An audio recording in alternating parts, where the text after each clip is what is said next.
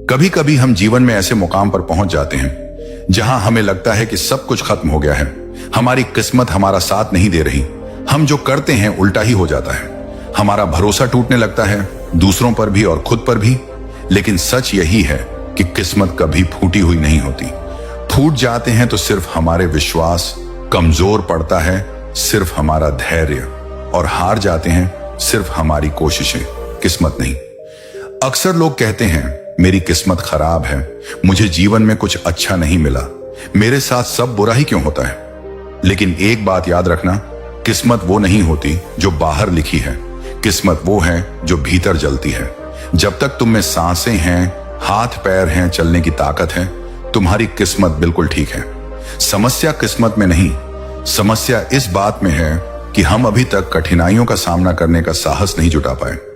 यह कहानी ऐसे ही एक व्यक्ति की है, एक ऐसे इंसान की जिसने जीवन में एक के बाद एक कठिनाई झेली, जिसने माता पिता को खोया, प्रेम में धोखा खाया, दोस्तों से छल देखा और व्यापार में सब कुछ गंवाकर कर्ज और बेघर होने तक का दर्द झेला। पर हर दुख, हर चोट, हर दर्द के बाद भी वह एक उम्मीद लिए चलता रहा कि शायद कोई ऐसा मार्गदर्शक मिले जो उसकी फूटी किस्मत का इलाज बता सके। और जब उसे एक बौद्ध भिक्षु मिलता है तो कहानी मोड़ लेती है। यह कहानी सिर्फ बातचीत नहीं है, यह एक गहरी आध्यात्मिक शिक्षा है। भिक्षु न सिर्फ उस व्यक्ति के सवालों का जवाब देते हैं, बल्कि उसके अंदर छिपी ताकत, ऊर्जा और वह दृष्टि भी जगाते हैं जिसके बिना कोई भी मनुष्य अपनी असली क्षमता तक कभी नहीं पहुंच सकता। बहुत समय पहले की बात है, किसी नगरी में एक व्यक्ति रहा करता था। वो अपनी किस्मत को लेकर बहुत रोया करता था। उसे लगता था कि उसकी किस्मत बहुत खराब है और भगवान ने न जाने क्यों उसकी किस्मत ऐसी लिखी है। एक दिन वो व्यक्ति एक सड़क से होकर गुजर रहा था। तभी उसने देखा कि एक बौद्ध भिक्षु ध्यान में लीन बैठे हुए हैं। वो उन बौद्ध भिक्षु के पास पहुंच गया और उनसे कहने लगा कि हे गुरुवर, क्या आप मेरी मदद कर सकते हैं। इस पर बौद्ध भिक्षु कहते हैं कि बताओ तुम्हें क्या समस्या है और तुम यहां पर क्यों आए हो। वो व्यक्ति बौद्ध भिक्षु से कहता है कि हे गुरुवर, मैं बहुत दुखी हूं, बहुत परेशान हूं, मैं जो कुछ भी करता हूं सब कुछ उल्टा ही हो जाता है। जो कुछ भी करने की कोशिश करता हूं वो सब खराब हो जाता है। मेरे हाथों द्वारा किया हुआ हर काम पूरी तरह से बिगड़ जाता है। फिर चाहे मैं उस काम को कितने भी अच्छी तरह से क्यों ना कर लूं, कितना भी मन लगाकर क्यों ना करूं, लेकिन वो काम कभी भी सफल नहीं हो पाता। मेरी किस्मत मेरा साथ ही नहीं देती है और मैं आज इसलिए आपके पास आया हूं। मैंने सुना है कि आप सभी समस्याओं का समाधान कर देते हैं, तो आज आप मेरी समस्या का समाधान कर दीजिए। मेरी इस फूटी किस्मत का कोई उपाय बताइए। मेरी किस्मत इतनी खराब क्यों है? क्या आप मेरी इस फूटी किस्मत का इलाज कर सकते हैं, इसे ठीक कर सकते हैं? वो बौद्ध भिक्षु उस आदमी की सारी बातें ध्यानपूर्वक सुन रहे थे और फिर वो बौद्ध भिक्षु उस व्यक्ति से कहते हैं, फूटी किस्मत, कहां है तुम्हारी फूटी किस्मत और तुम्हें कैसे पता कि तुम्हारी किस्मत फूटी हुई है? इसका जवाब देते हुए वो आदमी बौद्ध भिक्षु से कहता है, अगर मेरे हाथों से कोई काम बन ही नहीं रहा है, मैं जिस काम को भी हाथ लगाता हूं वो सारा काम बिगड़ जाता है। फिर मैं चाहे कितनी भी मेहनत क्यों ना कर लूं, मैं चाहे कुछ भी कर लूं, मैं किसी भी कार्य में सफल नहीं हो पाता। तो इसका क्या अर्थ हुआ? क्या मेरी किस्मत फूटी हुई नहीं है? जब मैं पैदा हुआ तो मेरे माता पिता गुजर गए। पास के ही एक अनाथ आश्रम ने मुझे गोद ले लिया था। मेरा पालन पोषण वहीं पर हुआ और जब मैं बड़ा हो गया तो मुझे एक लड़की से प्रेम हो गया, लेकिन उस लड़की ने भी मुझे धोखा दे दिया। उस लड़की ने किसी और से विवाह कर लिया। यह सब देखकर मैं पूरी तरह से टूट चुका था। मेरा आत्मविश्वास पूरी तरह से बिखर चुका था। जैसे जैसे मेरे मित्रों ने मुझे संभाला, उन्होंने मुझे समझाया कि मुझे आगे बढ़ना चाहिए, मुझे इन सब चीजों को भूल जाना चाहिए। मैंने आगे बढ़ने की कोशिश की। मैंने अपने एक मित्र के साथ मिलकर एक छोटा सा व्यापार शुरू किया, लेकिन यहां पर भी मेरी किस्मत ने मेरा साथ नहीं दिया। मैंने जिसके साथ वो व्यापार शुरू किया था, मेरे उस मित्र ने सारा व्यापार मुझसे हड़प लिया और मुझे उस व्यापार से बेदखल कर दिया। मैं एक बार फिर से पूरी तरह से टूट चुका था। मेरे मन में अब केवल एक ही ख्याल था, मेरे इस तरह जीने का क्या अर्थ है? क्या मेरी किस्मत केवल धोखा खाने की है?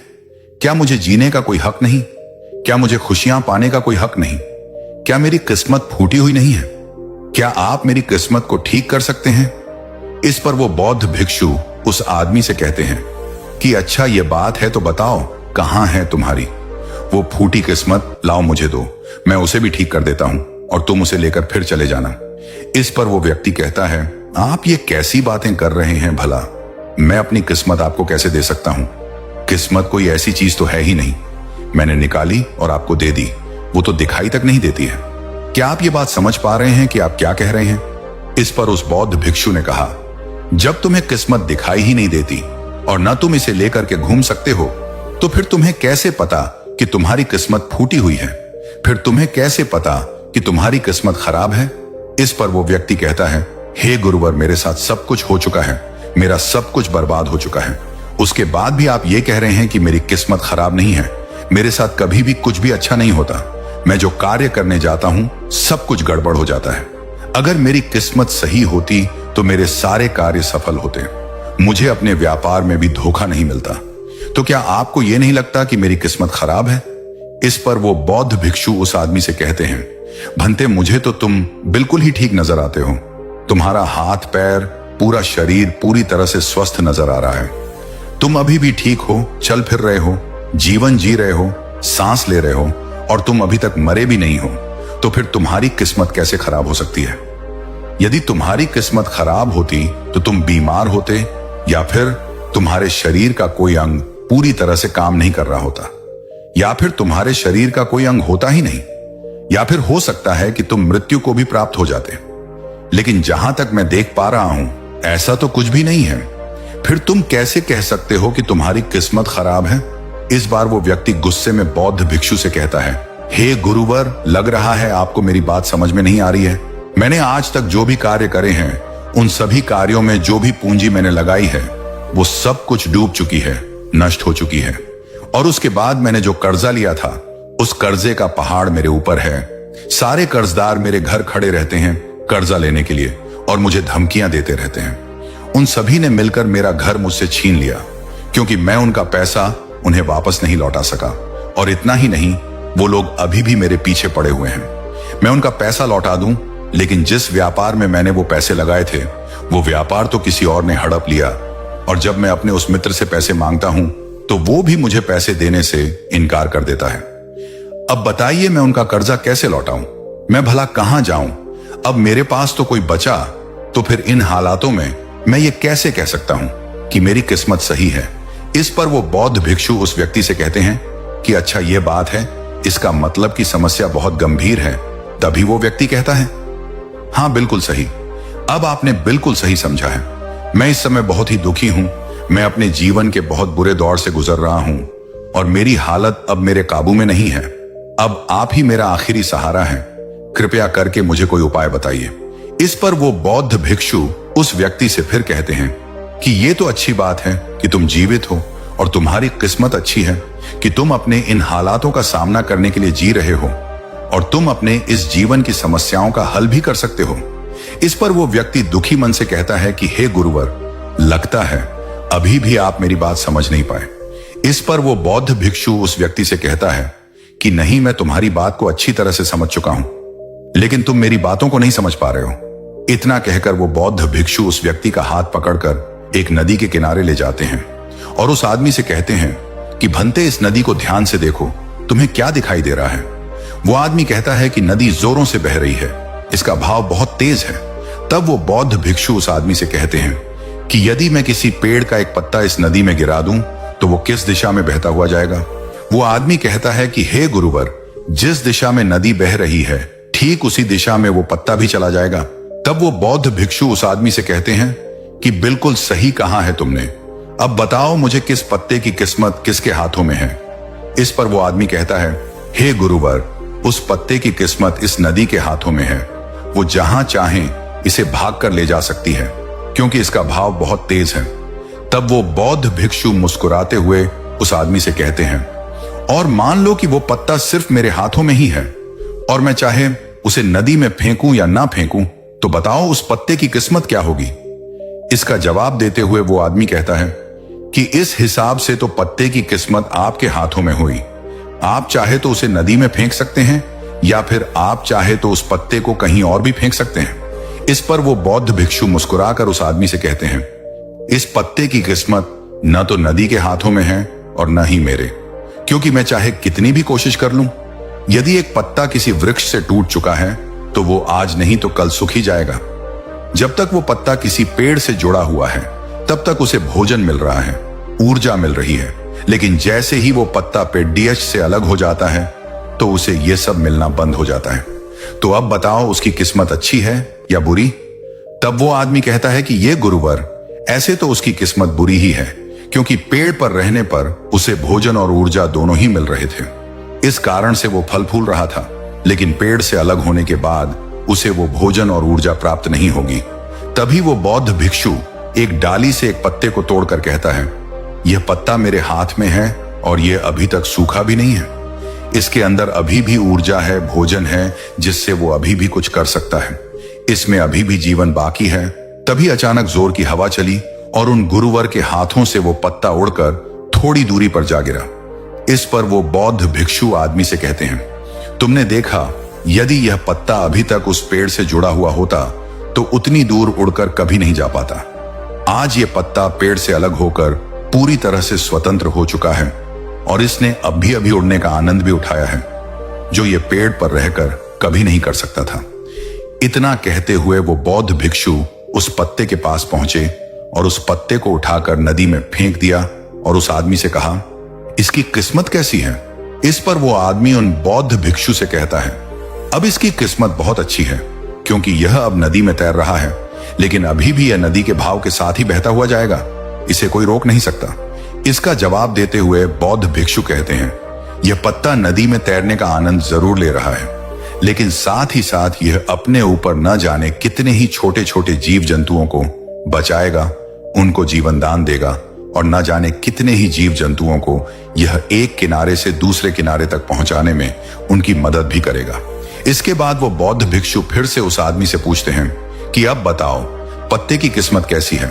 तो वो आदमी कहता है कि ये गुरुवर, अब तो इसकी किस्मत बहुत अच्छी है, क्योंकि यह किसी के काम आ रहा है और यह किसी का जीवन भी बचा रहा है, इसलिए इसकी किस्मत तो बहुत अच्छी हो गई। पर मेरी किस्मत वो कैसे अच्छी होगी, ये तो आपने कुछ बताया ही नहीं। तब वो बौद्ध भिक्षु उस आदमी से कहते हैं कि मान लो कि तुम्हें इस नदी को पार करना है और तुम नदी में उतरते हो, तो पहले तुम मुझे यह बताओ कि तुम किस दिशा में अच्छी तरह से तैर सकोगे। इस पर वो आदमी जवाब देते हुए कहता है कि गुरुवर, जिस दिशा में नदी बह रही है उसी दिशा में तैरना आसान होगा और मैं उस दिशा में आसानी से तैरता हुआ चला जाऊंगा। उस आदमी की ये बातें सुनकर बौद्ध भिक्षु कहते हैं, और यदि मान लो कि तुम्हें इस नदी के बहाव के विपरीत दिशा में तैरना हो, तब तुम क्या करोगे? क्या तुम्हारी किस्मत तब भी अच्छी होगी? वो आदमी कहता है कि नहीं गुरुवर, और तब तो मुझे और ज्यादा मेहनत करनी पड़ेगी, तब मेरी किस्मत भला अच्छी कैसे हो सकती है? उस आदमी का यह जवाब सुनकर वो बौद्ध भिक्षु उस आदमी से कहते हैं, और यदि मान लो कि तुम्हारे हाथ पैर नहीं है और फिर भी मैं तुम्हें कहूं कि तुम इस नदी की विपरीत दिशा में तैरकर अपने लक्ष्य तक पहुंचो, तब तुम्हारे मन में क्या ख्याल आएंगे और तुम्हारी किस्मत कैसी होगी?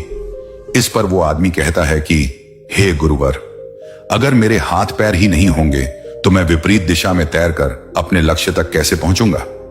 अगर मेरे हाथ पैर सही सलामत होंगे तो हो सकता है कि मैं विपरीत दिशा में तैरकर अपने लक्ष्य तक पहुंच जाऊं, भले ही उसमें समय थोड़ा ज्यादा लगे, लेकिन यदि मेरे हाथ पैर ही नहीं होंगे तो भला मैं कैसे पहुंचूंगा? तो ऐसे में मेरी किस्मत तो और ज्यादा बुरी हो गई। तब वो बौद्ध भिक्षु आदमी से कहता है कि अब तुम्हें यह समझ में आया कि तुम्हारी किस्मत अभी भी अच्छी है, पहले भी अच्छी थी और आगे भी अच्छी ही रहेगी। बस तुम्हारे अंदर एक छोटी सी तकलीफ यह है कि जो भी समस्या है जो हमारे सामने आ रही है, उन समस्याओं का तुम सामना नहीं करना चाहते हो, लेकिन जिन समस्याओं को तुम पीछे छोड़कर भागने की कोशिश कर रहे हो, वो समस्याएं तुम्हारे साथ ही चल रही हैं। जैसे कि मान लो यदि इस नदी का भाव और ज्यादा तेज हो जाए तो तुम्हें इस नदी की विपरीत दिशा में तैरने में कितनी मेहनत करनी पड़ेगी। वो आदमी कहता है, हे महाराज, तब तो मुझे अत्यधिक मेहनत करनी पड़ेगी और मुझे बहुत ज्यादा थकान भी होगी, लेकिन किसी न किसी तरह मैं अपने लक्ष्य तक पहुंच जाऊंगा। तब वो बौद्ध भिक्षु उस आदमी से पूछता है, अच्छा मान लो नदी का भाव और भी ज्यादा तेज हो जाए, तो क्या तुम नदी की विपरीत दिशा में तैरना पसंद करोगे? वो आदमी कहता है, नहीं नहीं गुरुदेव, मैं तो इस नदी में उतरने का सोचूंगा भी नहीं, विपरीत दिशा में तैरना तो दूर की बात रही। आखिर में अपनी सभी बातों का निचोड़ निकालते हुए वो बौद्ध भिक्षु उस आदमी से कहते हैं कि ठीक उसी प्रकार जब हमारे जीवन में अत्यधिक कठिनाई या अत्यधिक परेशानियां आती हैं, जो नदी के तेज भाव की तरह होती है, और जब हमें यह घेर लेती है तो हमें कुछ भी समझ नहीं आता और हम इनसे भागने की कोशिश करते रहते हैं। हम इनका सामना कभी करना ही नहीं चाहते। लेकिन तुम्हें यह ध्यान रखना चाहिए कि जब भी तुम्हारे सामने ऐसी परिस्थिति आए कि तुम्हें लगे कि तुम्हारे हाथों में कुछ नहीं है, तब तुम्हें नदी की दिशा में बहकर अपने लिए एक सुरक्षित स्थान खोजना चाहिए, क्योंकि उस समय तुम्हारा ध्यान केवल अपनी रक्षा पर होना चाहिए, क्योंकि जिसकी रक्षा तुम्हें करनी है वो है तुम्हारा जीवन। यदि तुम्हारा जीवन तुम्हारे साथ रहेगा तो आज नहीं तो कल यह तेज भाव जरूर शांत हो जाएगा, और नदी का भाव भी हमेशा के लिए एक जैसा नहीं रहेगा। उससे आज नहीं तो कल थमना ही पड़ देगा, और जब नदी का भाव कम हो जाएगा तब तुम चाहो तो नदी की विपरीत दिशा में तैर सकते हो, और फिर तुम जैसा चाहो वैसा मुकाम हासिल कर सकते हो। तो अब मुझे बताओ, क्या तुम्हें अभी भी यह लगता है कि तुम्हारी किस्मत खराब है, या फिर तुम्हारी किस्मत अभी भी फूटी हुई है? यह कहकर वो बौद्ध भिक्षु जोर जोर से हंसने लगते हैं, और यह सुनकर वह आदमी भी जोर से मुस्कुरा उठा और उनसे कहता है कि हे गुरुवर, आप सही कहते हैं। मेरी किस्मत पहले भी अच्छी थी, आज भी अच्छी है, और आगे भी अच्छी ही रहेगी।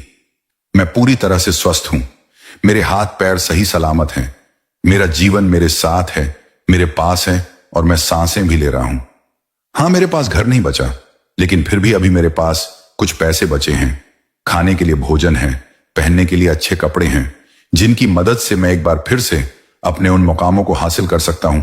जो चला गया बुद्धिमान उसका शोक नहीं करते, और आने वाले कल की चिंता कर्म योग नहीं करता। अगर मैं बीते हुए कल के शोक में डूब गया तो मैं कभी आगे नहीं बढ़ पाऊंगा। मुझे वो सब कुछ चाहिए जो मैं पाना चाहता हूं। मैं उसकी तलाश में अब आगे बढ़ना चाहता हूं। मैं वो सब प्राप्त करना चाहता हूं, और मैं वो प्राप्त करके ही रहूंगा, क्योंकि अब मैं उस पेडरिश से अलग हो चुका हूं जो मुझे बांधे हुए थे, मुझे रोके हुए थी। लेकिन अब मैं उस पेडरिश से अलग हो चुका हूं, और अब मेरे पास एक ऐसा सुनहरा मौका है जिससे मैं अपने जीवन को संवार सकता हूं, उसे निकाल सकता हूं। इतना कहकर वो आदमी उस बौद्ध भिक्षु को प्रणाम करता है और अपने मार्ग पर आगे की ओर निकल पड़ता है, और वो बौद्ध भिक्षु भी अपनी राह पर आगे चल पड़ते हैं। अगर आज की यह कहानी आपके दिल को छू गई हो तो इस वीडियो को लाइक जरूर करना, अपने दोस्तों के साथ शेयर करना, ताकि वह भी अपने जीवन में शांति ला सकें, और चैनल को सब्सक्राइब करना मत भूलना, क्योंकि आगे भी हम ऐसी ही गहरी, मजेदार और जीवन बदल देने वाली बातें आपके साथ शेयर करते रहेंगे। धन्यवाद।